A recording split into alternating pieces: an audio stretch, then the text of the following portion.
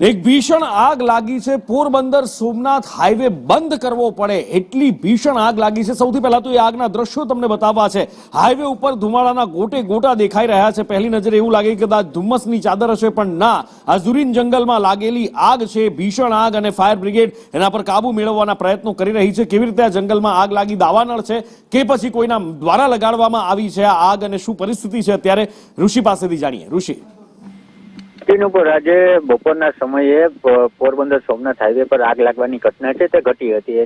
તેને લઈને જે પોરબંદર ફાયર બ્રિગેડ છે તે દોડી ગઈ હતી। સાથોસાથ પોરબંદર પોલીસ અને વાત કરીએ તો જે વન વિભાગ છે તે પણ ઘટના સ્થળે પહોંચી અને કાર્યવાહી હાથ ધરી હતી। આ ઘટના છે કયા કારણથી આગ લાગી છે તેને લઈને પણ પોલીસ અને વન વિભાગ દ્વારા તપાસ કરવામાં આવશે। હાલ તો જે ફાયર બ્રિગેડ દ્વારા આગને કાબુ મેળવવાની કામગીરી હાથ ધરવામાં આવી છે અને સંપૂર્ણ રીતે આગ છે તે કાબુમાં પણ આવી ગઈ છે।